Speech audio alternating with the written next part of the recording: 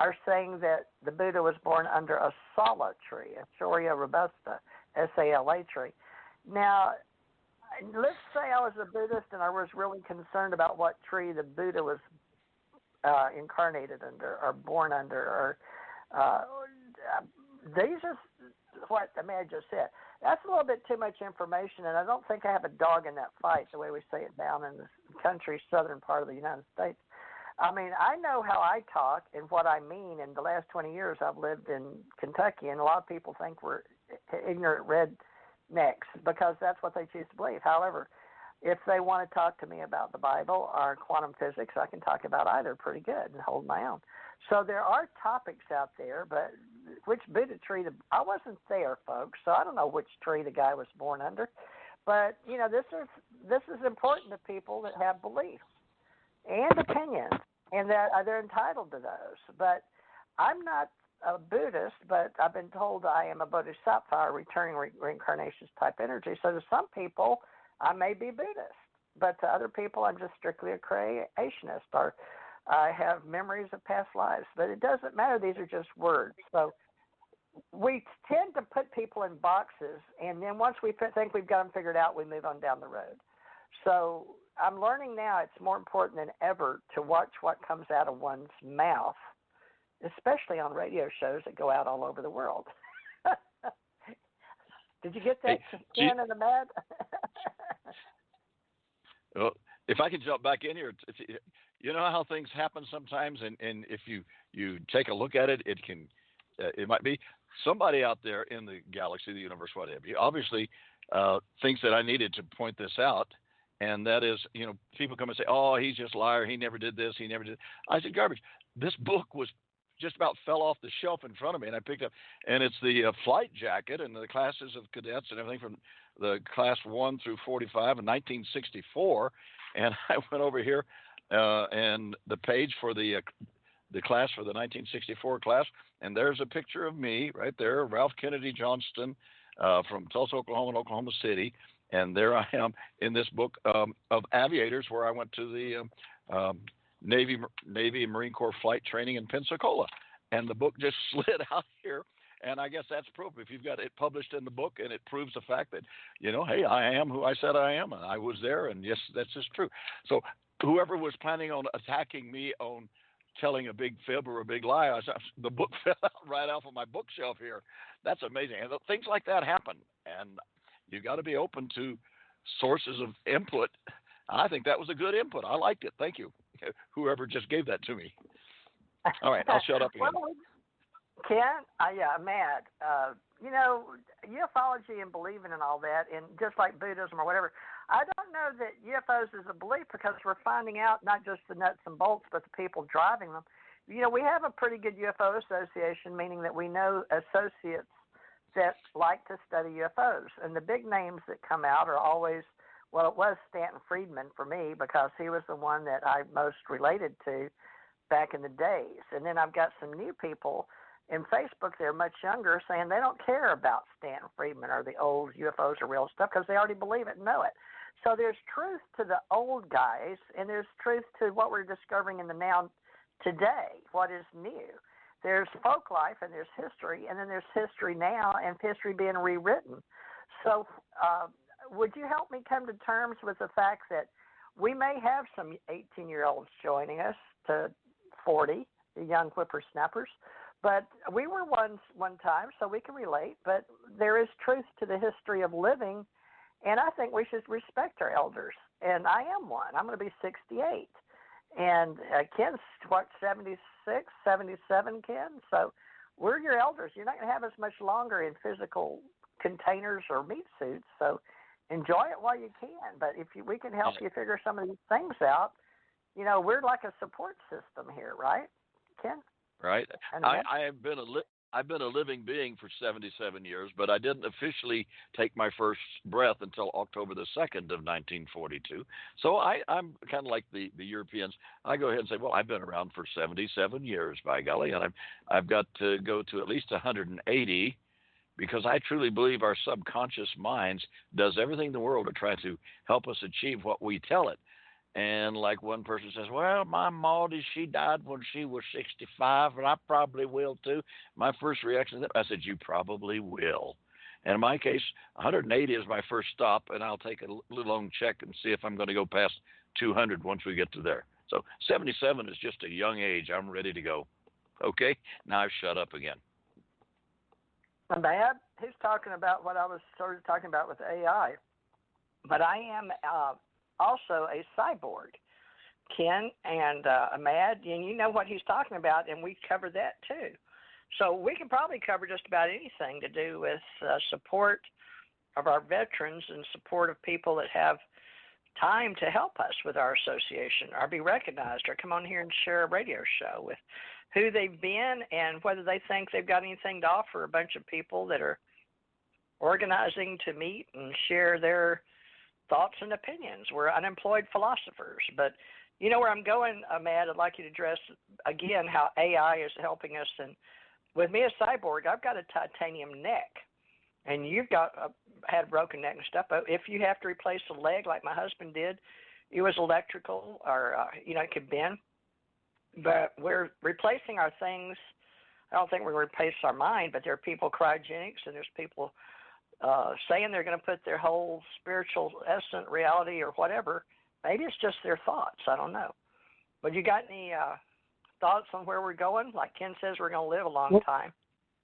Well, technology is a two-edged sword. I mean, it can be used for good things and great stuff. I mean, people can, we do use it for, like you said, you got a plate in your neck and pins. I got one in my wrist, and that without it, I wouldn't be able to use my wrist. It would have been fused solid, and I wouldn't be able to bend my arm or hand, So, technology and people who are blind do, have a lot of things that they're able to do. So technology can be a good thing, but it can also be used as a evil tool, for lack of a better word.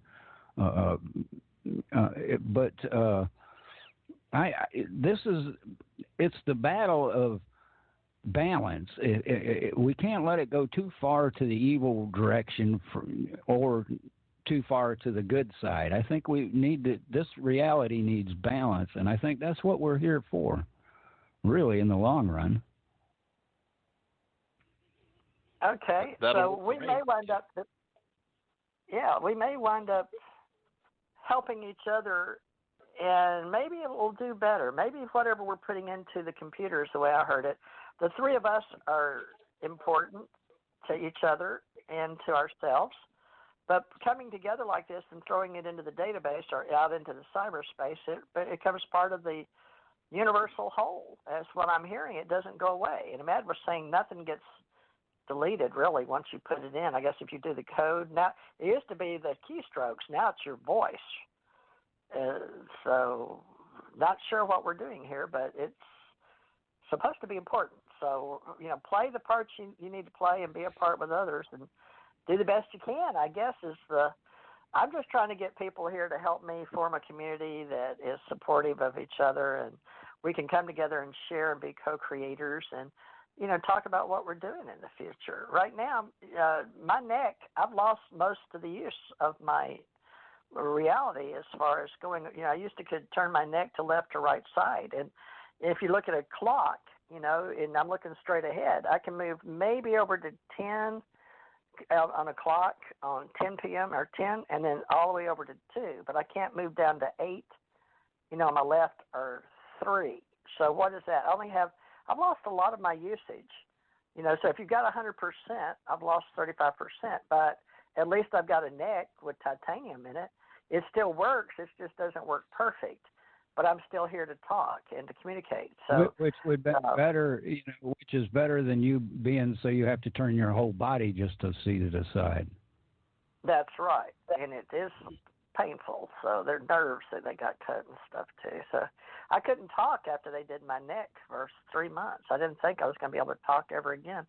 That's why I wound up singing again and making CDs. I've got Atlantis Oracle out there, folks, free if you want to listen to it on YouTube. It's got a few of my past lives on there. Atlantis Oracle by T.J. Thurman Morris, or Thurman Thomas Morris.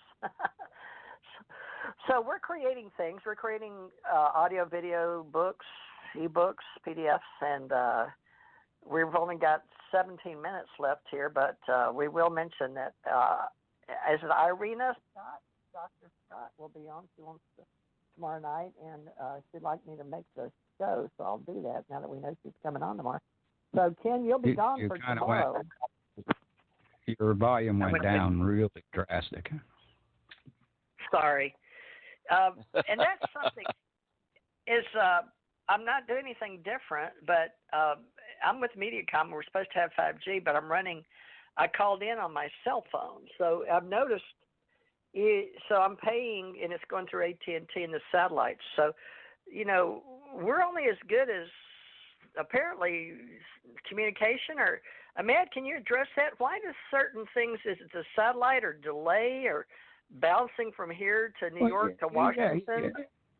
Yeah, there's a lot of factors involved in it. Shoot, our sun is involved in it. I mean, how much radioactive waves we're getting at this particular time, plus what other waves we're receiving from microwave towers and stuff that ain't connected to the internet, Well, all of I don't know how this works. How much do we need to know and share with the public? Because, it depends on their level. If they're just working to make a living, food, clothing, and shelter, it was like my publisher in Canada said when I was writing for UFO Digest in 2007. He said, TJ, you're a high being or a high thinker, or, you're way up there working in consciousness, but he's dead now. But, I'm still here. And he was telling me not everybody can think like you or have time to explore like you do. So it wasn't that he was jealous or anything. He just said, how come they don't talk to me? How come I don't think like you do? Or how come things don't happen to me? Well, I don't have all the answers. So that's why we're coming together, is everybody has something different or a part or a reason to be here or receive stuff, right? Well, yeah, I mean, some people like me. I live in the South, in the middle of nowhere. There were swamps around me. Why do I need to know aviation? Well, you're not planning on going on a plane anytime soon, are you? I ain't got no plans of jumping on a plane and flying across the country like Ken might do. See, but Ken ain't going to come down here and go hunting for an alligator. See.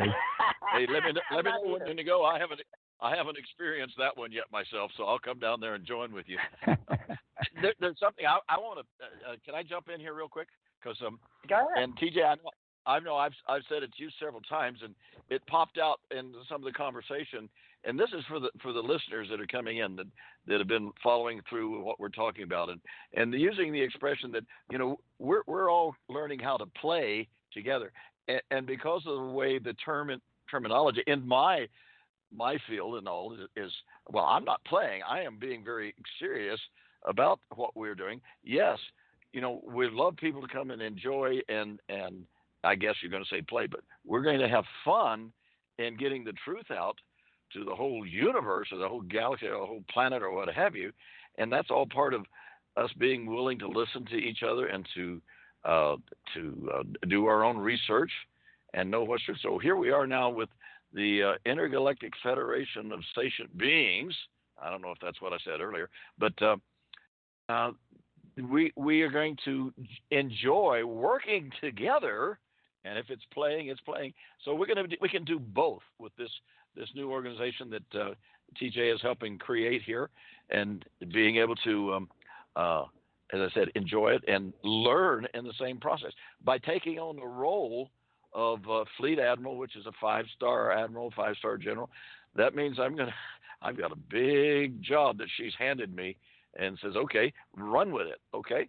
I intend to run with it and do the best that I can, but I'm going to be open to listening to what the inputs that anybody has. And then we'll decide together whether it's of any value or valid or not valid. And hopefully we can bring this to fruition and make it into something that everybody would love to be able to join and play with us. Does that sound fair, TJ? Now I found a way that I can accept it. We're going to play, but we're going to be working at it. How's that? Yeah, that's just a play on words.